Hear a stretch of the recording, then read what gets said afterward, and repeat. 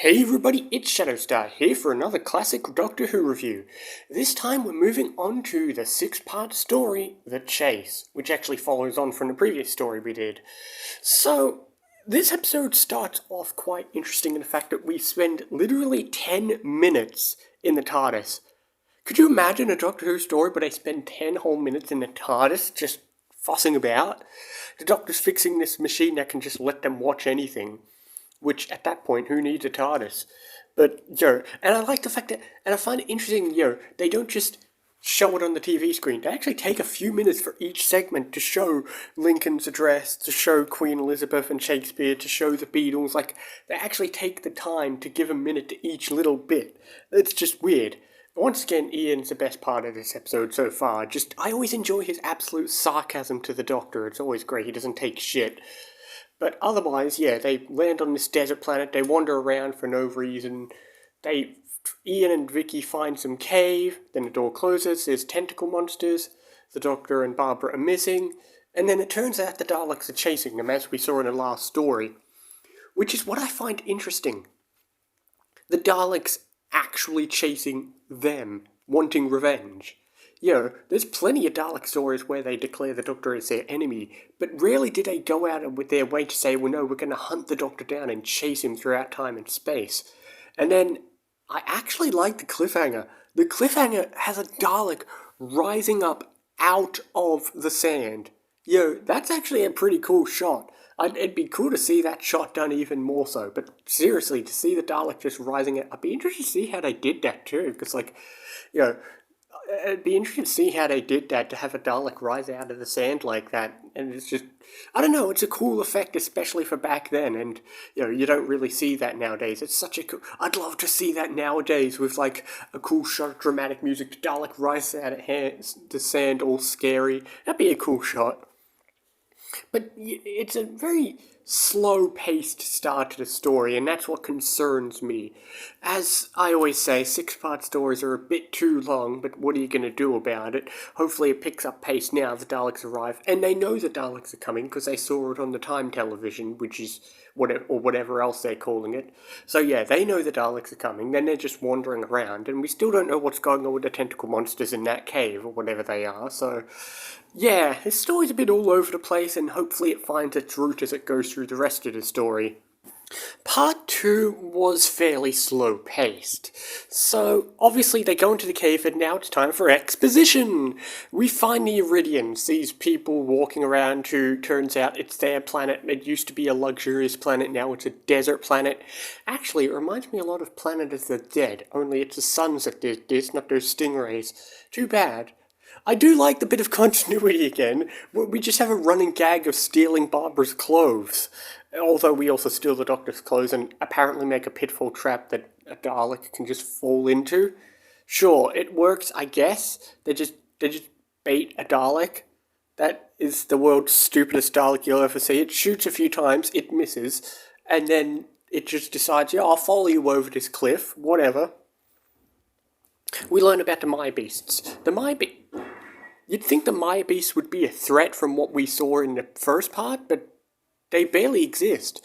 I suppose they were just a cool way for them to kind of bait the Maya Beasts into attacking the Iridians, and I do like at least that it seems that Barbara was a bit concerned about the Iridians getting killed off, but they decided, well, we've just got to get out of here anyway. But, again, it's rare that you would see a Doctor be so happily to just,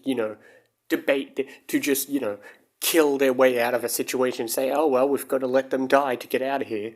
It's always interesting to think what a modern Doctor would do in this situation where it's like, where they've where people say, oh, we'll take you to the Daleks or they'll kill us.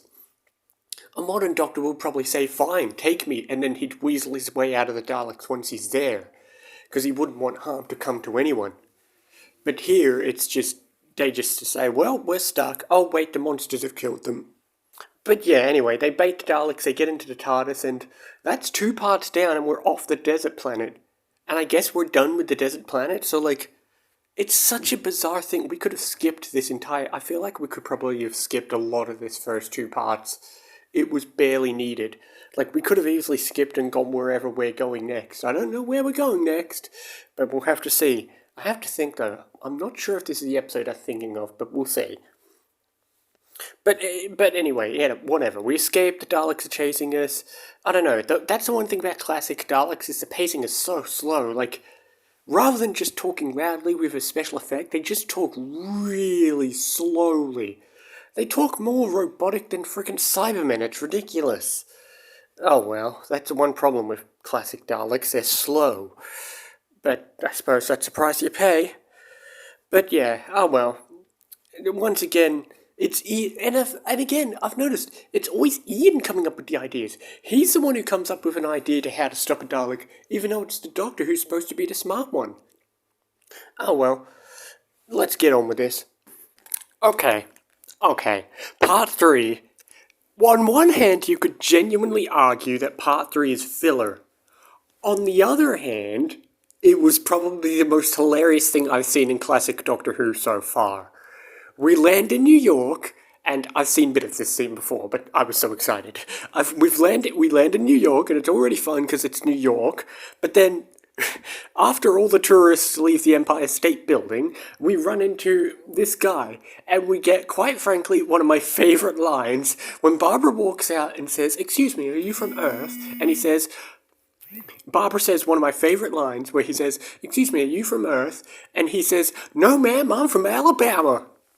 I just find it to be the most funniest line there is. And then there's this whole rigmarole where like they all walk out the TARDIS and he starts going insane because he thinks they're from a movie set, and then he's just, first off, all of their accents, not just the Alabamian guy, but all Alabamian? What is the... Anyway, not just that guy, but like all the American accents are hilarious, because I guarantee you none of them are American at all. But like the guy explaining, the guy giving a tour of the Empire State Building was hilarious. All the accents are hilarious. And genuinely, that scene had me laughing. It really, really did. And then obviously they leave and he goes insane. Then a Dalek comes out. And at first I was like, oh no, the Dalek's gonna kill this really funny guy. But no, it doesn't. It's like, where are these interactions with the Daleks? The way he just yells into its plunger, it was hilarious. And then it leaves. And then he just goes insane. And then the tourists come back and they think he's gone insane. That genuinely was a hilarious scene. Then they land on a ship, and at first you think, oh shit, they've got caught again. But no, they escape into the TARDIS, and then we just get this hilariously... It's a case of crossing the line twice, where it's both dark but hilarious, where a Dalek arrives on a ship, and they all freak the fuck out and run away. They all just jump off the ship into the sea and presumably drown. A Dalek chases them off the ship, screams and drowns, and... It's dark because they're all gonna drown, including this one woman who had a baby. But at the same time, it's just so random. Every single one of them just ran off. I don't know why. You could, again, like I said, you could argue Part 3 is entirely filler. They're just still in the chase. They've achieved nothing. And yet it was the most hilarious part I've ever seen in a classic story so far. Honestly, Part 3, one of the most hilarious things. Nothing of substance happens in the plot. They're just running away. Easily, it's filler, but this was filler done right, because I genuinely was laughing as soon as we got to the New York scene, and then to top it off with the boat scene. Honestly, and then the boat's just empty and they leave. Oh man, okay. Well, there's still another 3 parts to go. We're halfway through the story. I wonder what's going to happen next. I do know the ending of the story, but we'll worry about that later. Let's get on with this, alright? Okay, part 4 starts off in a really bizarre thing that I actually saw coming. So, at first it looks like we're in this weird temple, but then they're not sure where they are. First it looks like there's ghosts, then it looks like there's Frankenstein's monster, then there's Dracula, and, at first the Doctor's like, oh, we're in this world of nightmares. And immediately my brain thought, no, we're in some sort of actual haunted house. I bet it's going to be a joke and it's a haunted house. And it turns out I was correct. So that was fun to predict. But then the best part is the Daleks arrive and they just get hounded on by the mechanisms from the haunted house. Like, the Dracula robot just picks up a Dalek and chucks it on the floor. It's hilarious. And then, and they just start beating on the Daleks, and they're like, nah, we'll flee. Apparently the Daleks can't destroy these mechanisms for a haunted house. It's a genuine haunted house. It's not even in the future. But whatever. But whatever. So that was weird. And then it looks like they've left Vicky behind. But Vicky, being smart, thinks, I'll stow away in the Dalek time machine, knowing the Daleks will eventually catch up with them. But then they're chasing around each other in circles because they know Vicky's gone, so they're like, well, we'll steal the Dalek time machine.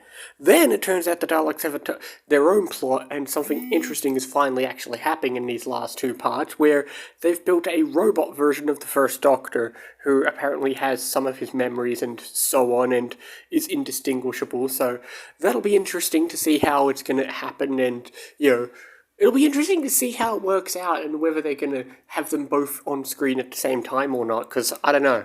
But, anyway, this part was, I don't know, obviously nothing will beat the hilarity of part 3, and this part at least progressed the plot a bit more than part 3, although part 3 was funny. This part was fun too. See, that's the thing. You never see people get violent with Daleks in modern Doctor Who. They have to really try to harm a Dalek. Here it's like, no, we'll just pick them up and chuck them on the floor. It's just the Daleks are so lightweight. Whereas they look like they weigh a ton in the modern series.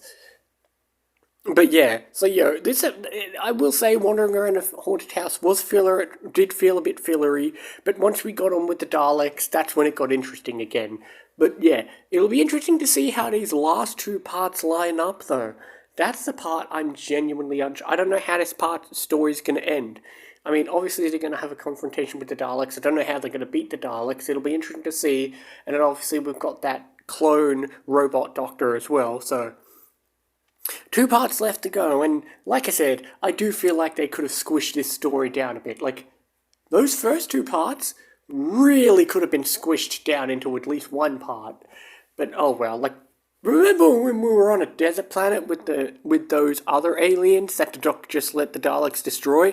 Yeah, who cares about them? Now we're just running around all over the place. But whatever, let's just move on to the last 2 parts. Alright, the penultimate part. We're in a forest this time because, honestly, this is just reminding me of the Keys of Marinus. We're all over the place, but it's better than the Keys of Marinus.